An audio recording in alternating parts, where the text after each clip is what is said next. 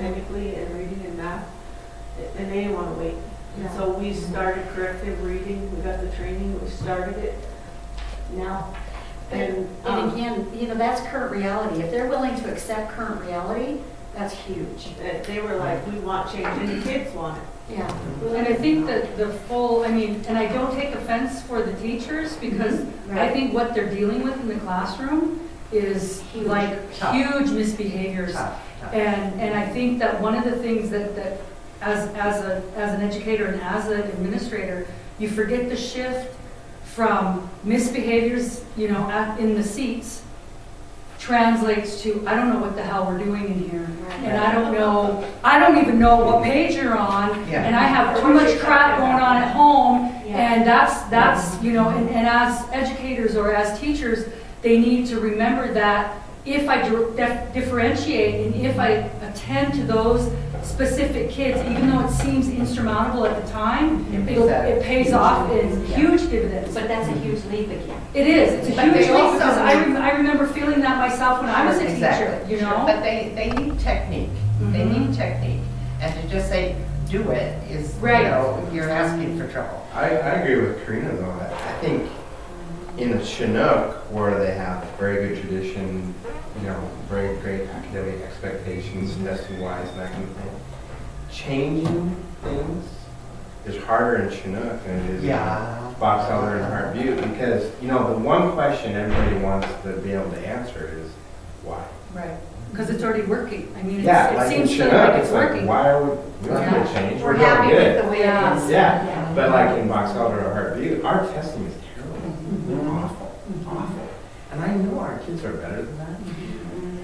But so to change things, or to like focus on certain strategies, or to, you know, I think one of the things that you can do to like kind of get that buy-in on changing things, what actually happened in the classroom, is evaluate. Make it a part of your evaluation. Here's the important part that we can't miss with the data, is that it's not just about learning, it's about teaching. Yeah. And so that accountability and that focus obviously is kind of scary. You know, if you don't give the tools and the techniques along with the raw and sometimes brutal reality that we face, it's like, oh my gosh, yeah, I know, but what can I do? And I think this is where the data really plays an instrumental part in affecting change. When folks take responsibility for that and say, oh gosh, look at this, or look at my data, look at the next door teachers if you have two classes in the same grade, and saying, oh, what are you doing that, you know, that you're getting better performance, and that conversation about instruction is really where we want to go, not just putting out pretty graphs. And that needs to be part of that evaluation process too. It can't just be you talking. They have to sit there with you and analyze that data and talk about their strategies and whatever. It has to be a cooperative talk about how things are going and where do they go next. Right. Absolutely. But, you know, based on what you just said, what everyone has said today, it's you guys in the leadership seat. I don't care if you're in Chinook or you're in Heart Butte or you're in Great Falls.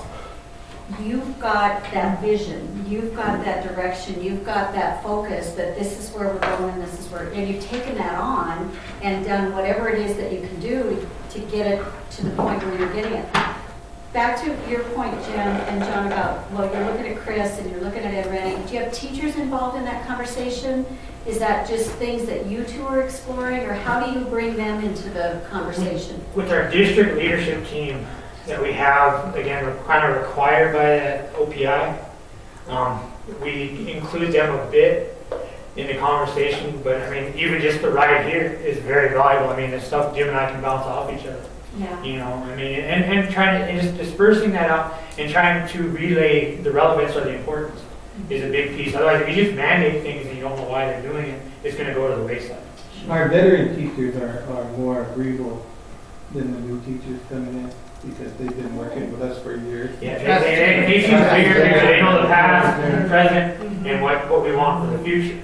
Yeah. Where the new guys kind of come in and we try to paint a realistic picture when they come in. These are the behaviors that we face. You know, this is where we're testing wise. And this is what works in the classroom. Yeah, and this is what has, you know, and this is why we follow the I understand model, the different things. And, just try to prepare them, like I said, paint that realistic picture. When they veer away from that, that's when they struggle. They're like, oh, I'm gonna come and do it my way. Or if you get a teacher that thinks, oh, the other students, they have to listen to the teacher, they have to respect me. Oh, that's a good fault. You're that's no good. We've had teachers like that down the road. It's. So have you seen a connection with your teacher evaluation system and being able to tie in what Nancy was talking about and what Marcy, they were talking about? I have yet to do an evaluation. I've done my walkthroughs, but I'm first year principal. I noticed as a person receiving an evaluation, my evaluations were becoming more in depth. Yeah. I was actually getting useful information instead of just getting 5s on a sheet of paper that didn't really tell me anything. Right. So I do know they're getting more in depth and the conversations are meaningful and more specific. 5s are easier for administrators. Yeah. Well, my first year told me I don't give 5s. I only give, because nobody's perfect, so he gave me all 4s. But then in my second evaluation, I got all 5s. I don't know what that means. Grew. Yeah. I'm expert now.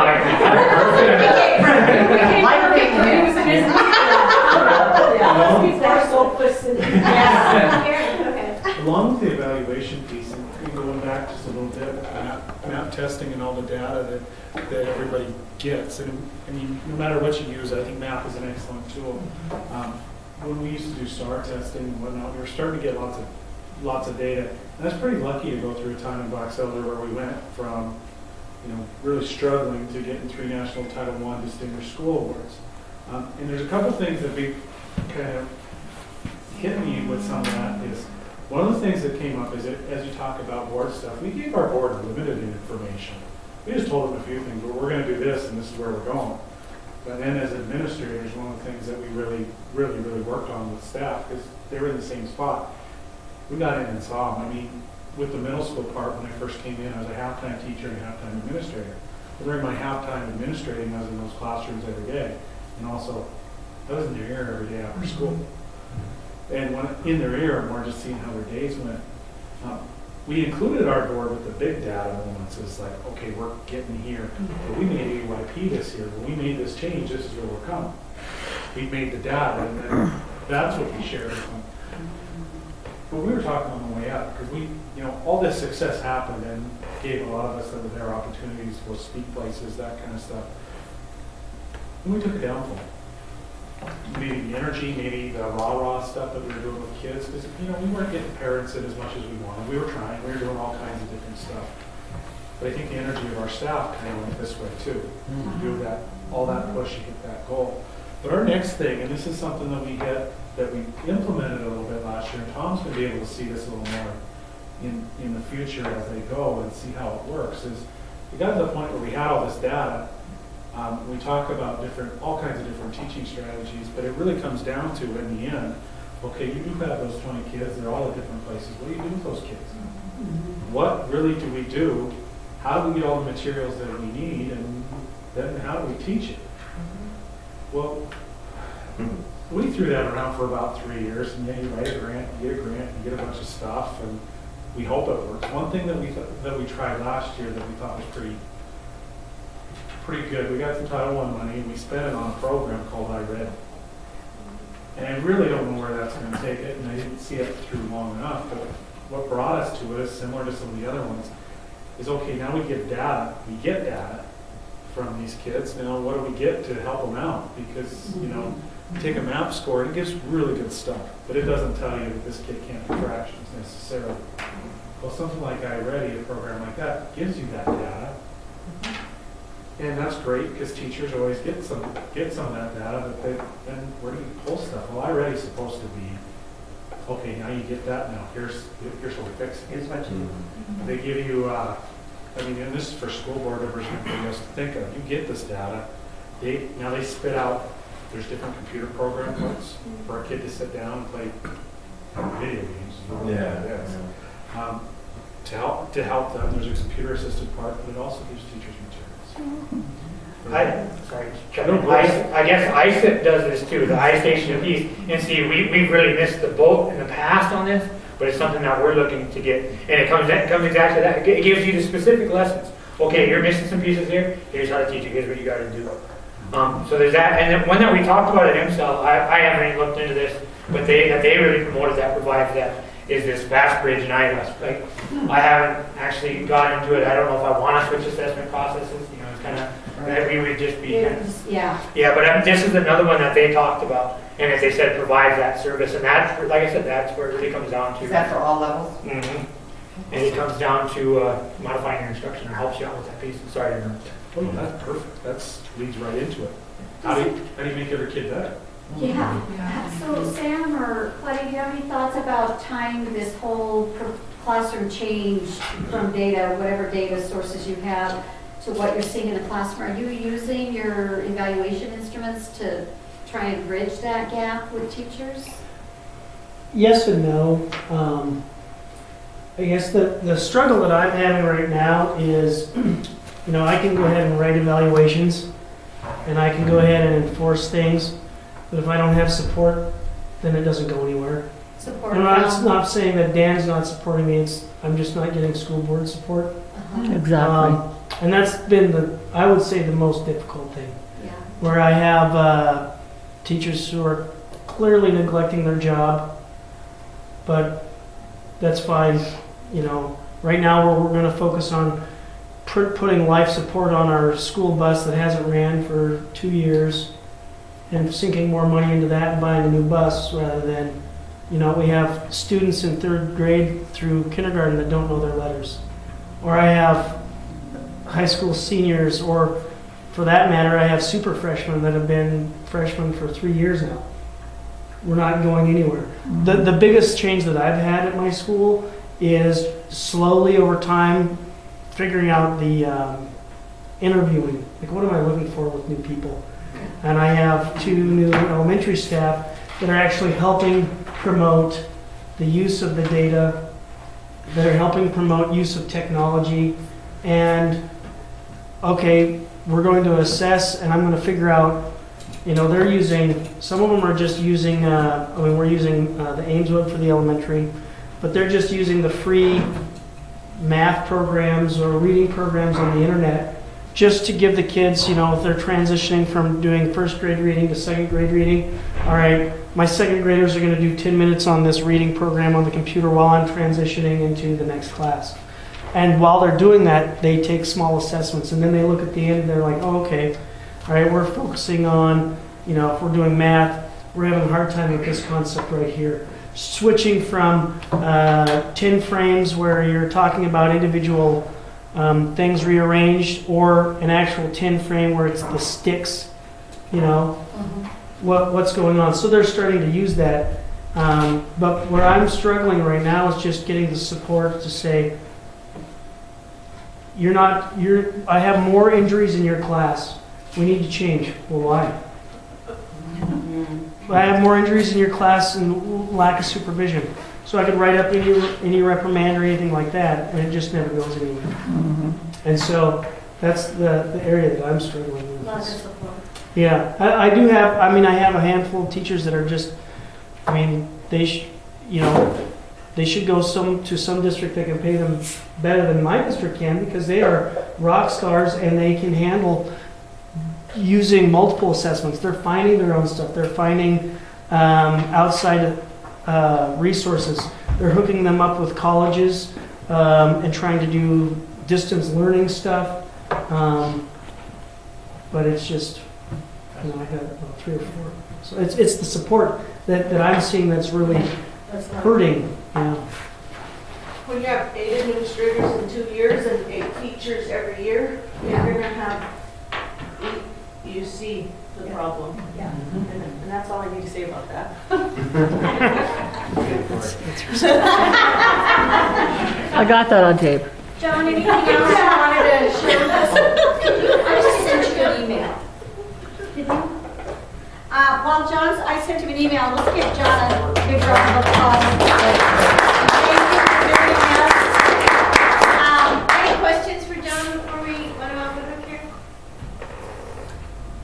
So I said we were going to talk a little bit about the 5 indicators, and I want to just spend just a little bit of time on this, because John just modeled for us beautifully, and you all in your conversation modeled beautifully, exactly what we want to try and attempt to do through this grant is to focus on 5 key areas.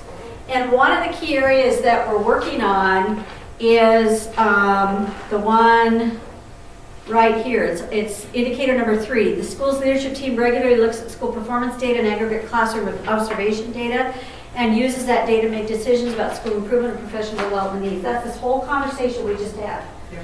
So now what we have attempted to do, and I'll try to capture this as best I can in the minutes, you all had fabulous practical ideas that either you found some success with or you're still working on it.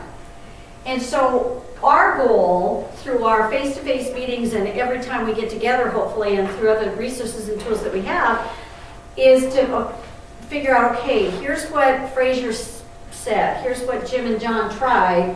I'm going to see how that resonates at Lodgegrass or wherever, because we might be doing a piece of that, but we're not doing this part. The one that I was particularly intrigued with today is all the creative ideas that you started talking about with getting your parents to be more engaged in the data process and the data information and all of that. And so how can we, instead of feeling like we're in an island of ourselves, poor Tom's trying to think of all these parent ideas, when with the wealth of knowledge that we have in this room, we have a zillion ideas that we could put together. So one of the things with the grant that we need to focus on is more the what is it you are doing, the tangible. Because part of this grant is in the state of Montana, we have these exemplary leaders working in these high needs districts, and here's what they found to be successful, and here's what they found to be not so much. And so how do we share your knowledge and expertise then with the rest of the country? Because that's what Stevie and I have to do at the end of this grant, is how can you help other struggling high needs districts like the ones that you're trying to lead and working really hard at, how can you provide the same kind of dissemination of information to these leaders across the country that's going to help? That's the purpose of this grant. And we hope to be able to get that in return from the other entities across the country. But really, that's the reason why Montana got this grant, is they want to tap your brains. They want to see what it is you have found to work, and what's your strength. Yeah, Sam's lost all his hair. He's easy to tap. However you capture your work in these 5 indicators, we want you to tell us what you're doing. We heard today for the last hour and a half, primarily at John's lead, with the good things that are happening to get the staff more involved in this whole data process. You all chimed in the ideas that enhanced what's happening in Fraser, or maybe something you've never even heard of before. But we need to know that secondhand column. Are you doing strategic plans? Do you publish reports? That's why Stevie and I are over here helping you with questions like, well, how do you get your parents involved? How do you get your board involved? We want to dig down to the brass tacks and to the tangible information that hopefully can help all of us. So, Sam, to answer your key issue, or to maybe support your key issue, you have Stevie as a board coach, knowing the dilemmas you're faced with, that lack of support, maybe in the evaluation process as you've outlined, but in other arenas as well. That's where Stevie can come in and enhance that board training to a level of understanding that I really, as a trustee, need to value the leader that I have, and I need to support him in that decision that he's making. So that's how we hope to connect the dots. But more importantly, they have to know that there's a process. And I think that's the thing that trustees don't understand, is they think, I don't like that teacher because so-and-so's kid doesn't like him, or so-and-so doesn't like him, or they went through that and they never learned a thing. But the key thing is there's a process in place. We give them evaluations, we give them feedback, we provide them with professional development, and all of those steps come to fruition at the board meeting, whether we recommend them or not. So when the board hears whether we recommend them or not, they should understand all those key steps have been taken prior to us making that recommendation, and they should value that, because anytime that they don't value that, they don't value your time and your effort and your leadership. And that's what Stevie has really been working with your boards to understand. And that's why this process, this grant, is more important in my eyes than anything else that I've worked with, and I've worked with a bunch. So I'm going to come back to facilitating, which is my job, and bring us back to the topic, because this has been a very rich experience to share, as Joanne just talked about, what's working, what's not working, listening to and networking with each other.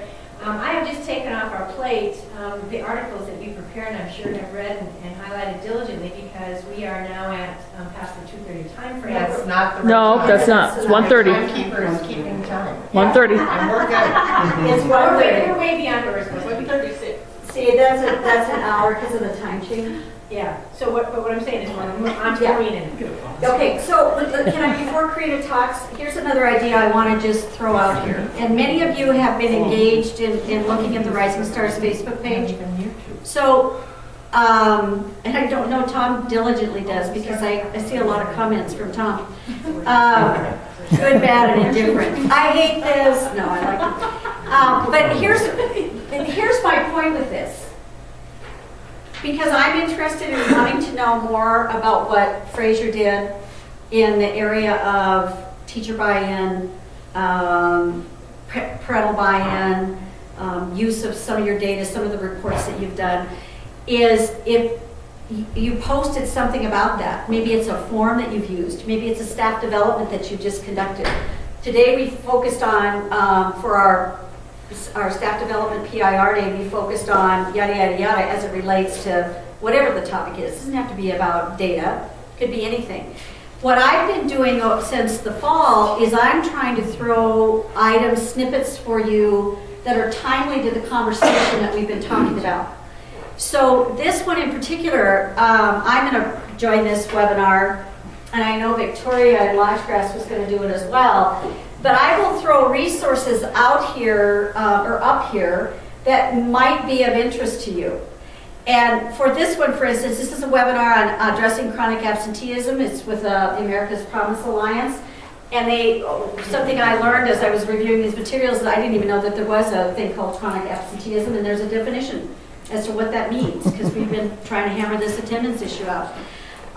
So I guess a thought that I have is, if you feel inclined, I mean, I put videos up here. This is all about attendance. This one's also about attendance. Federal funds for poor kids, dealing with Title I.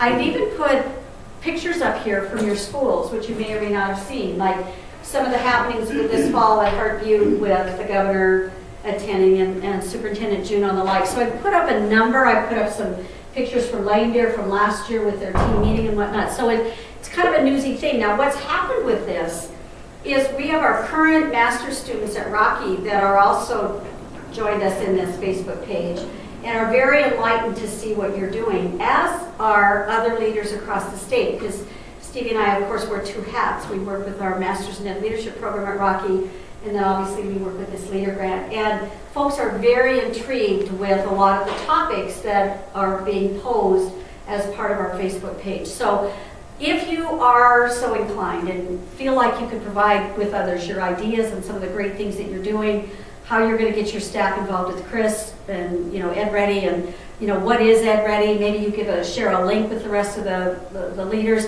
This is a quick and easy way that we could be able to do that. So I just want to throw that out there as an opportunity, I guess. Sam, you missed this, because this is my final question for you. You had all the nerve to go to the restroom. Do you have help with data at your school district? Do you have people that, or like you said, you were having to reset buttons and do the caps lock, and is there any support help or any other individual that can alleviate some of those duties for you? Like I said, I have two new elementary teachers that are pretty data or tech savvy, so they help out quite a bit. But that's been the first break I've had probably in the 4 years that I've been there. I've been unfortunately the resident tech expert, and my level's here, and everybody's asking up here, and it's just been a pain in the neck. So a lot of learning on the fly, and I mean, unfortunately, or fortunately, however you look at it, I have my go-to, 4 things. Is it turned on? Is it plugged in? Is the caps lock on? Yeah. is numlock on. There's about 3 or 4 cases. And to me, listening to some of the report conversations and things you've generated at Fraser, that seems to be a much better use of your time than trying to be you get paid too much to know if the caps lock is on, I think. And so the think about for me is how do we share our leadership in this arena? How do we get others to get engaged and involved so that you can do the work that you need to do? And that's talking about grouping kids and how does this fit, in the MTSS and what are we doing, in between and supervision and evaluation, those kinds of things. Okay. All right, so last time we were together, we heard briefly from you, Karina, and since then, I know I've had a conversation with Tom about your initiative to keep kids engaged in school, an attendance initiative in some ways, but an engagement from kids who may have only selected one sport, one activity, one club, and your brainchild about how to get them engaged in longer periods of time. That wasn't my brainchild, and I actually, to tell you the truth, wasn't so sure about it when they enacted it, because they did it in July. And then the parent letters went out probably 2 weeks before school. So I didn't really think that that was fair to our kids. But I have seen some beneficial things from it that I can jump on. One, I think if you're going to implement it, do it in the spring, so that all the parents know ahead of time, all the kids know, even before the spring, so that kids know their grades have to be up to be able to play a fall sport. So it should be implemented, even March would be good, January. But we usually barely had enough to do one volleyball team, and this year we had 2. And we've never had cross country in the past couple of years because they just didn't have the numbers. So this year we actually had students that went to state in cross country, and we ended with 8 in football, So in that sense, it's been good. There are some kids that had to grandfather in because of drug test or grades or whatever. They weren't able to play a fall sport. But what our district did do is they had to come and manage just at practices to say they were a part of it, and they still had a drug test. So they still had to be there to show.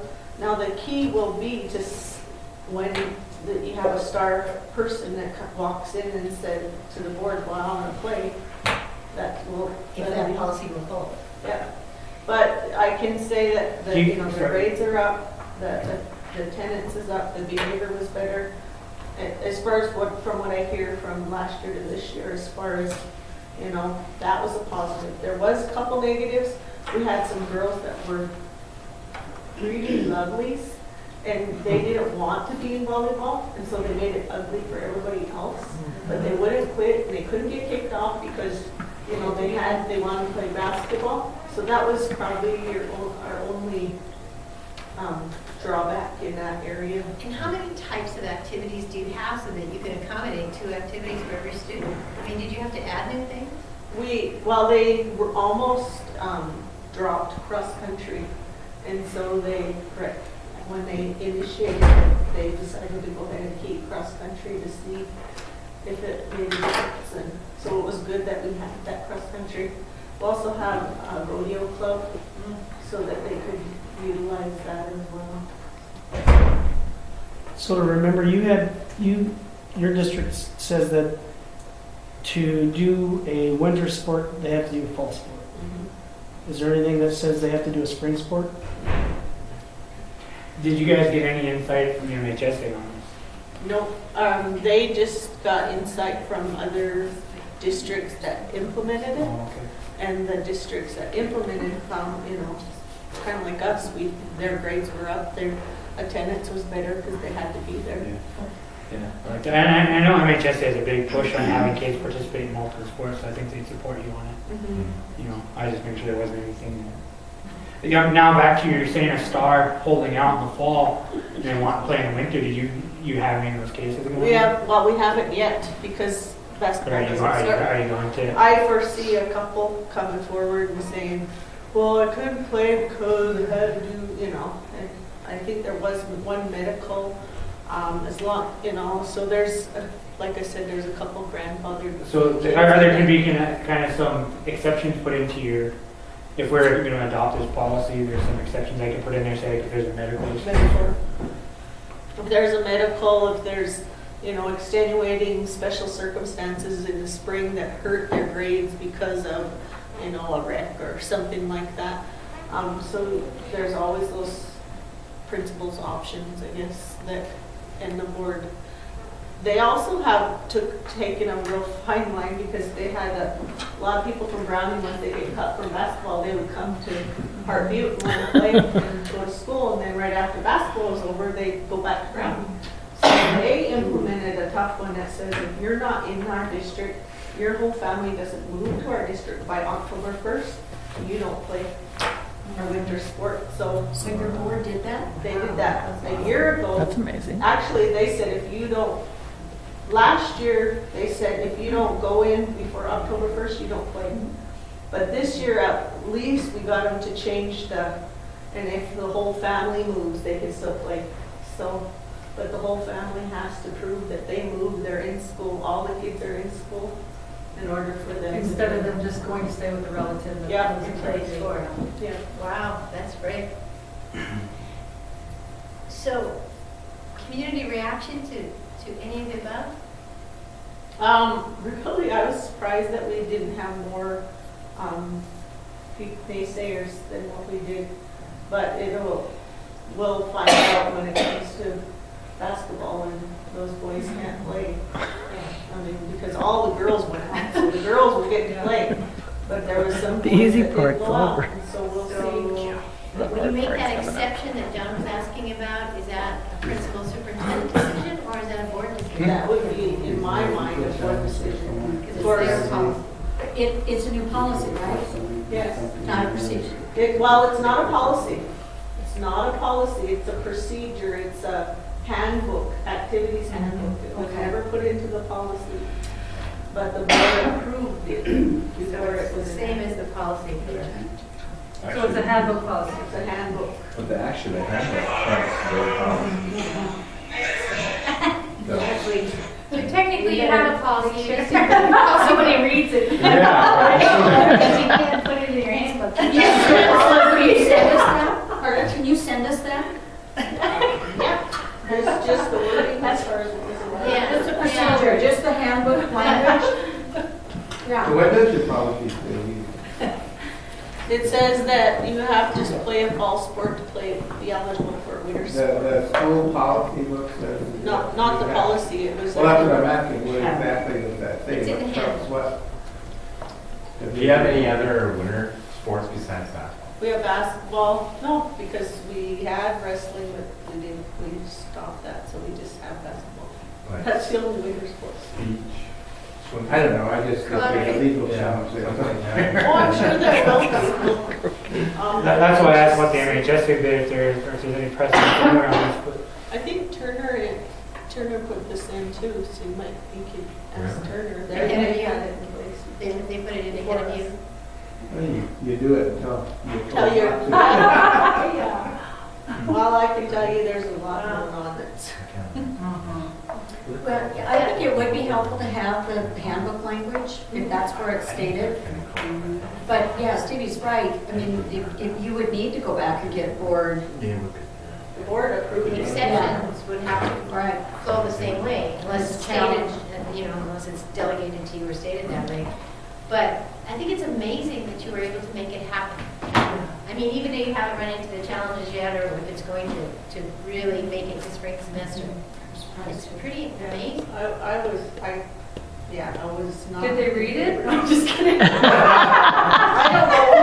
don't know. I got that on there too. Because I also know that they put it up in at the post office, and they sent out a letter to every parent, and then the coaches themselves had to call, the ball coaches themselves called the parents and the students and let them know, hey, this is coming down the pipe, you better get out. And so there was a couple students that actually quit, and they had to come back and finish Yeah. because. To be able to play. Wow. So you're seeing grades and attendance and participation in activities, clubs, sports increase. Well, it's hard to argue with that. But They, when Harvey came to Box Elder, we just had that meeting. So you would, indicate already about the policies. So there's some kids, so I was just kind of hanging out with kids and stuff like that from Parkview. And I asked them, I go, hey, what do you guys think of that, new policy if you're not in something in the fall, in the winter? And their first reaction was, oh, that sucks, and we don't like that and everything, da da da. And then I said, well, like, is it affecting anybody? No, there's some kids that are like, they wanted to be like volleyball managers to see if that would work, or they talked about the drug testing or their grades and stuff like that. So the kids got it though. I mean, they didn't necessarily like it, but they figured, well, they better stay clean, or they better get their grades up, or whatever. So. Well, it's just, Yeah. it's And really. that's the sad part, is a lot of them do that and don't join the sports because they don't want to stay clean. They want to continue to smoke pot until up Yeah. until. Yeah, you get kids trying to time that out. We had kids that'll actually read the policy, Yeah. read roughly when they're going to be drug tested. Because I had a kid last year dispute like the 10-day thing. Yeah.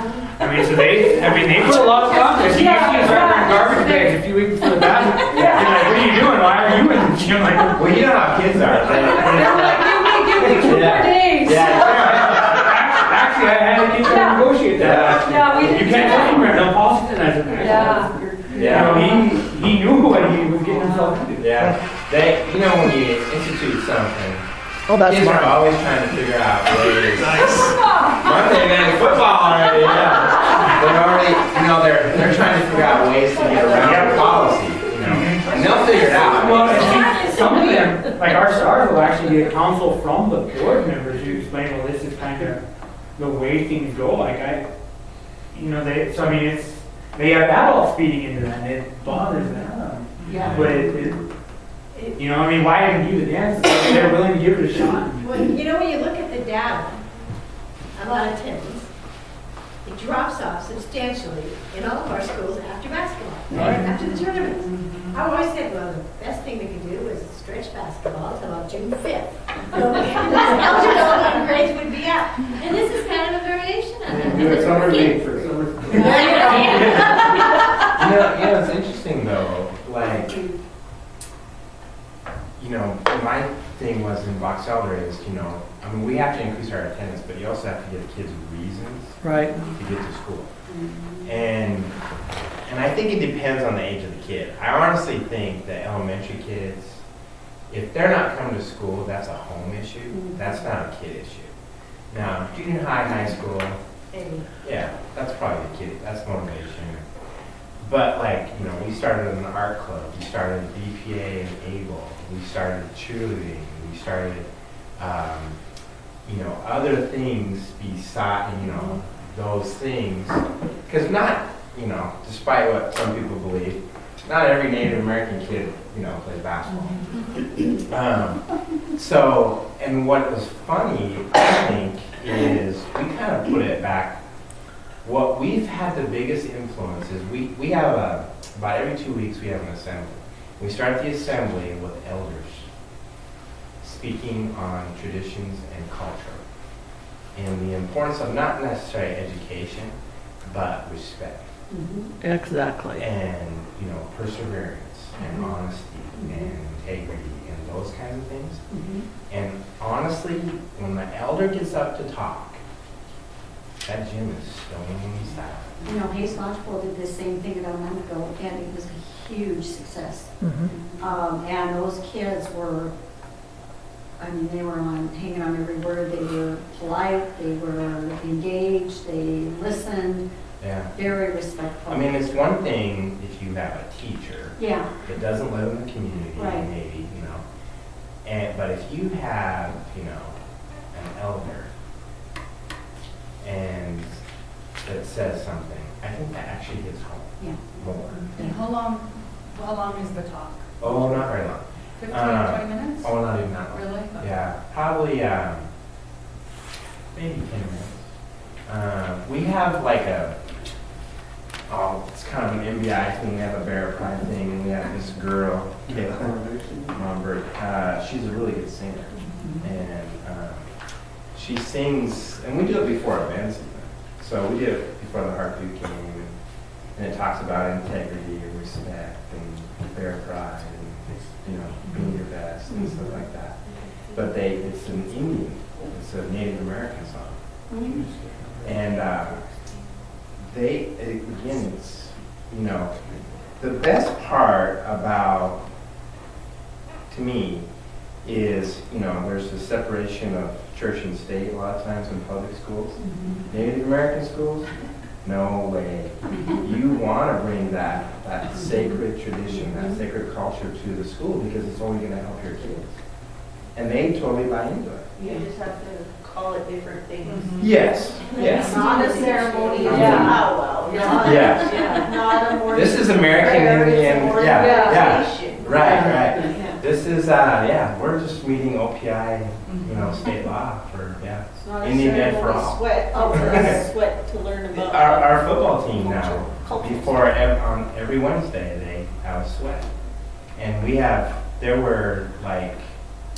15 kids on the team. 10 out of those 15 kids had never done a sweat and didn't know the meaning behind a sweat. And, it was, so now they set, the kids actually set up the sweat, they get it organized, That's great. So, I don't know, I think you have to kind of, You have to bring that into the conversation, absolutely. you have to know your kids. Yeah. Every one of those absolutely. kids has a story. Absolutely. I mean, honestly, like, that school is a big, here's another good story. It's not a good story, it's kind of a sad story, but, we had a girl, an 8th grader, okay, who was in art class. And she was using her phone in art class. So the art teacher sent her out of the classroom, and she's kind of a shy, pretty soft-spoken girl. And so she sent her down to the office, and, the teacher knew, that she was coming down, so she notified me that she was coming down. So the girl said, I said, hey, what's going on, And she said, well, I'm just having a bad day.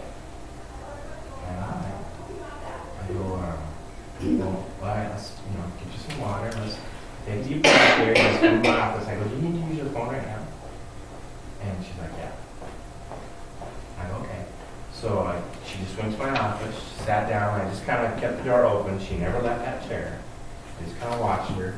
Went back in after about 5 minutes, and I said, well, something going on at home? Kind of make a long story short, she didn't really want to tell me a whole bunch, but then she finally came around. This is what what had to happen was, the night before, she admitted to me that her mom's on meth.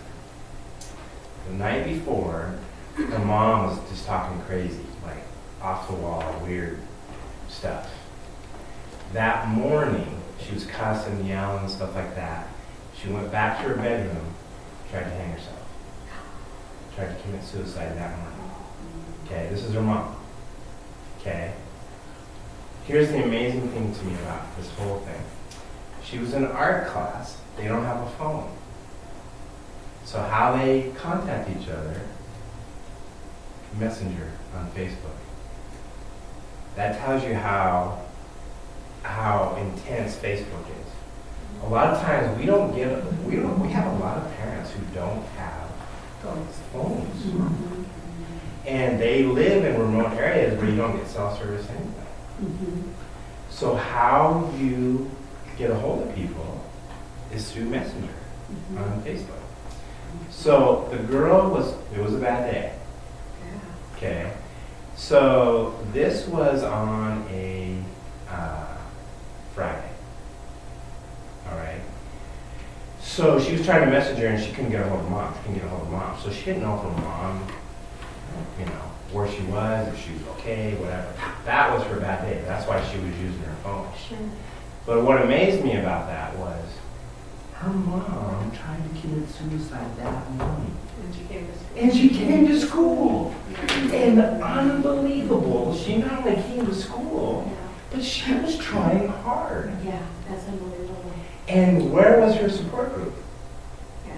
The school.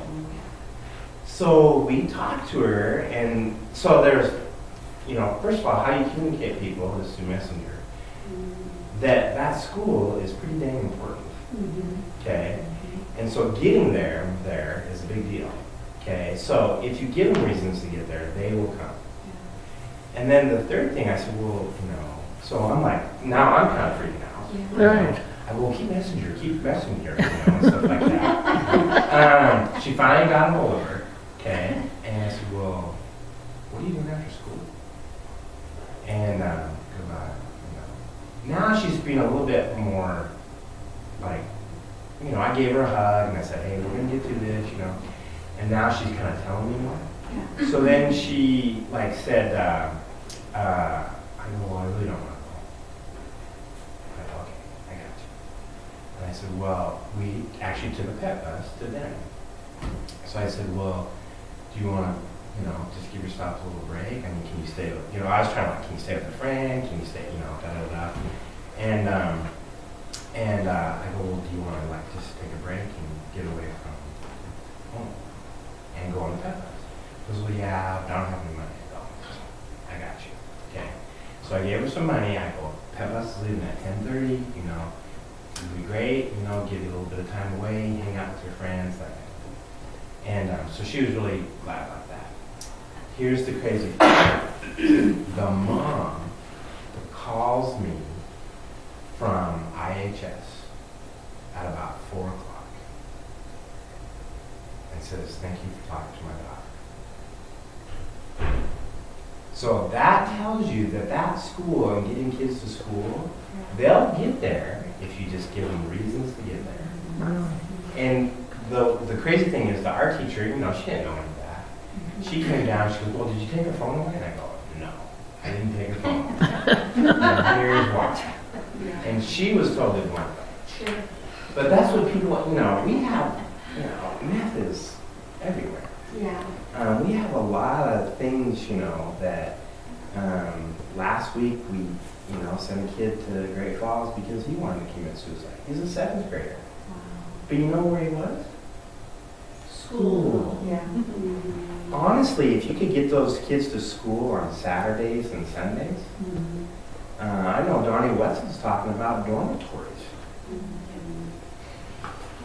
I mean, you know, I think of like, if that kid could have went to a dormitory that Friday afternoon, it would have been better. You know? Yeah. I mean. Well, thanks for yeah. sharing that. Gosh, So. you know, the things our baggage our kids carry for sure. I think what we need to do is 2:15 or 2:05, excuse me. Let's take a break till about 2:15. And we'll come back and regroup. We want to talk about the mid-year summit. We want to talk a little bit more about